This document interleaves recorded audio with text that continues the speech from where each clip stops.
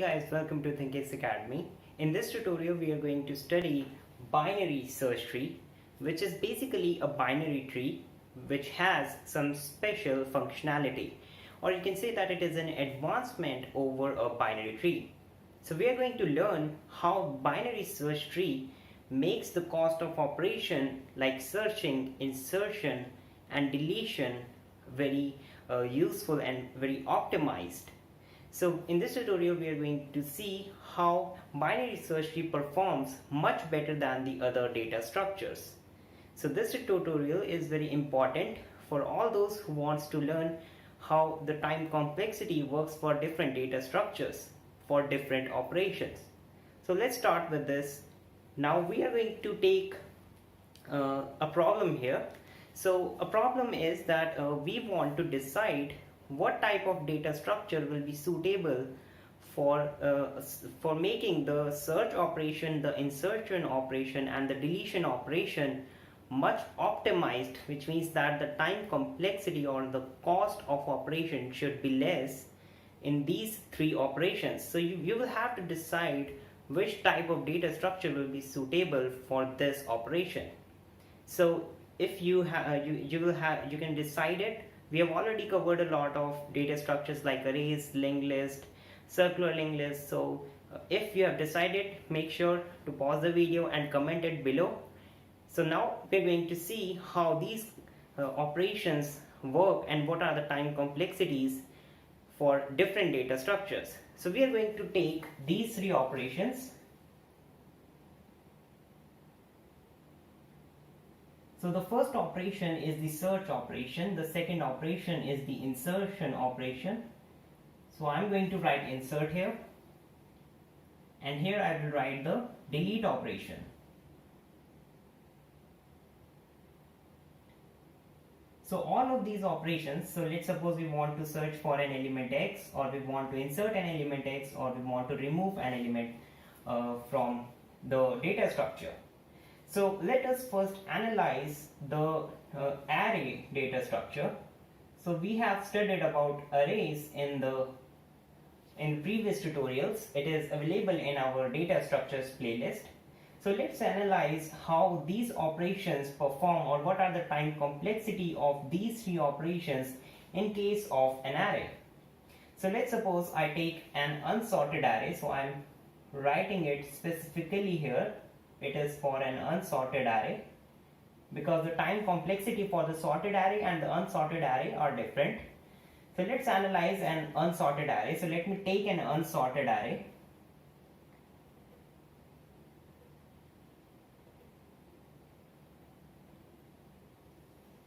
So let's suppose we create an array like this, which has elements 2, 10, 9, 7, and there are some more memory allocations in the memory, so that you can insert some more elements in this array. So we can write the index positions like this. So let's consider our first operation, which is the search operation. So basically in search operation we want to search for an element X. So let's suppose I want to search for an element inside this array. So what will be the time complexity in that case? So actually we consider two types of time complexity. One is the best case and the second one is the worst case. So let's consider the best case. In the best case we will be able to find the element at the very first position. So we don't need to compare this element X with all the positions or with all the elements of this array. That means that the number of comparisons is constant, so it is big O of 1 in the best case. But if the element is found at the nth position, which you can see here, then the number of comparisons will be n. So it will take a time complexity of big O of n. So I'm basically writing the worst case using the red color and green color for the best case. So now let's consider the insertion operation. So if I say that I want to insert an element in this array, you can see that there are some more positions which more elements can occupy. So if we want to insert any element in this array, we can easily insert it by using the index position 4, and we can assign it at this position. For that, we will make a marker to the last element of the array as end. Then we will increment this marker to the next position, which is 4, and we can easily insert the element x at this position. So in this case, the time complexity will be big O of 1, which is the constant time complexity. So let's consider a situation when we do not have some extra space in this array. So let's suppose now the array has been fully filled and now we want to insert some more elements in it. So the main strategy that we can use here is we can construct a bigger array. We can construct a bigger array and copy down these elements in this array. And then we can easily insert the element x at the specific position here. But you can see here that when you copy these elements here, it will also take some time, and it will take n time. So the worst case is the case when there is no free space available in the given array. So the worst case will be big O of n. But let's say we are considering that we have an array which has some more space, so I will just consider big O of 1 in this case. So let's consider the next one, which is the delete operation. So let's consider the delete operation. So let's say that I want to delete the element 10 from this array. For that, what I will have to do is I will first have to move all the elements after this element to the left positions, and after that you can see that I will be able to delete this element. I will move 9 here and then I will move 7 here. So the 10 gets removed here. So for that thing we will have to move n positions, or we will have to make n allocations. So it will take big O of n time. So big O of n is the time complexity in case of an unsorted array. So let's see how these time complexities will change if our array is sorted. So let's suppose now I say that our array is sorted. So when I say our array is sorted, I can easily perform binary search. We have studied about binary search in the algorithms playlist. You can watch it there. So we know that the time complexity taken by a binary search is big O of log n, since it ignores half part of the array after each comparison. So if we want to search an element into a sorted array, we can perform the binary search, and so we will be able to get a time complexity of big O of log n. So the best suitable time complexity for any data structure or for any operations when you are performing it on a data structure, big O of log n is the best time complexity. So you can see here in the search operation, if the array is sorted, so let me just sort out the array here. I will sort out this array, so it will be 2, 7, 9 and 10. This will be my array. And now I will perform binary search on these elements, and then I will be able to get the element, and time complexity will be big O of log n. But when the array is sorted, you cannot insert the element at the last position. So the time complexity big O of 1 will change in the case when the array is sorted. So when our array is sorted, we will first have to find a specific position where we will have to insert this element x. So let's suppose I want to insert 5 in this array. So to insert 5 in this array, I know I will have to insert it after 2. So I can easily perform a binary search to specify where you can insert this particular element. So the element which is slightly lesser than this 5 value, then we can easily move all these elements one position by incrementing their one position, and easily we can insert 5 here. So after performing that, the array will be like this. So it will be 2, 5, 7, 9 and 10. So since we are moving the elements to this side, it will take n comparisons. So the insertion operation in the case of a sorted array will be big O of n. And similarly, if you want to delete a particular element, it will also take big O of n time. Because if we want to remove an element, we will also have to adjust all the other elements of the given array. So this is the array data structure that we have analyzed in these 3 operations. Now let's analyze the linked list data structure.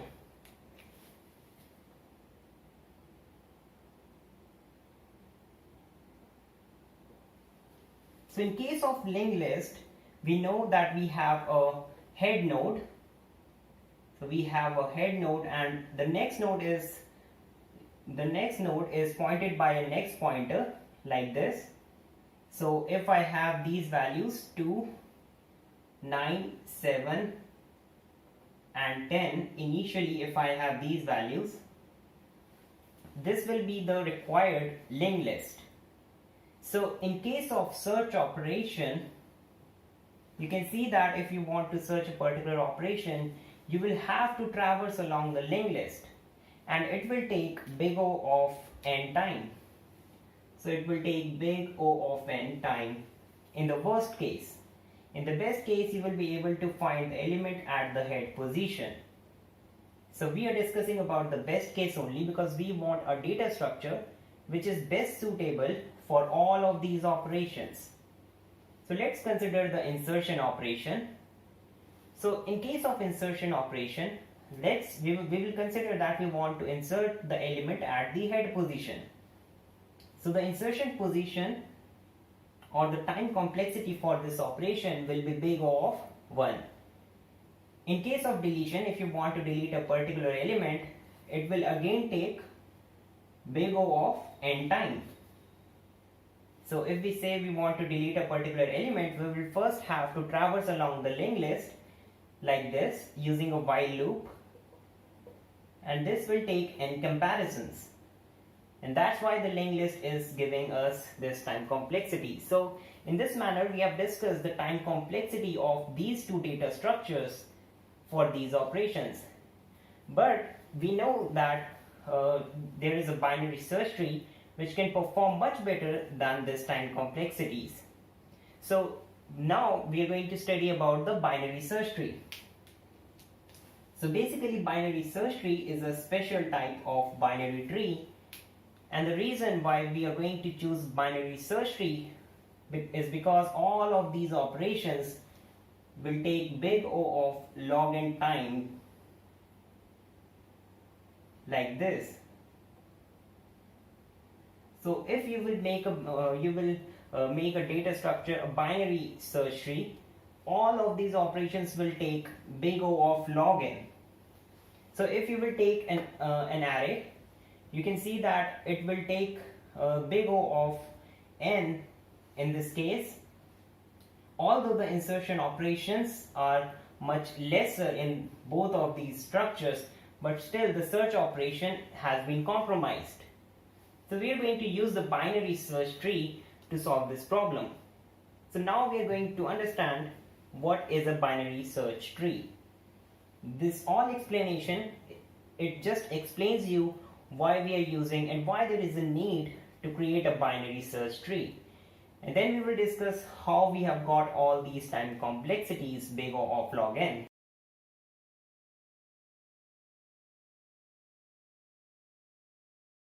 So now I'm going to define what exactly a binary search tree is. So here is the definition of a binary search tree. So a binary search tree is essentially a binary tree. It is essentially a binary tree in which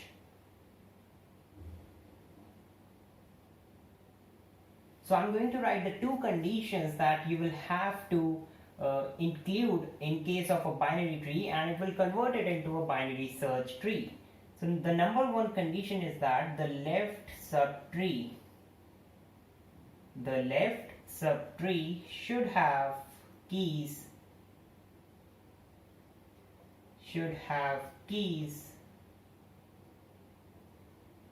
lesser or equal to the parent of the left subtree, right? So this is the first condition. So the left subtree should have all the keys lesser or equal to the parent. So if we consider a binary tree which has a root node, and we say that it has a left subtree and a right subtree. So let's suppose this is a left subtree and this is the right subtree. So basically the left subtree will have all values, all the keys with nodes which has values less than or equal to the parent, and similarly the right will have greater than the parent. So these two conditions, the second condition says that the right subtree should have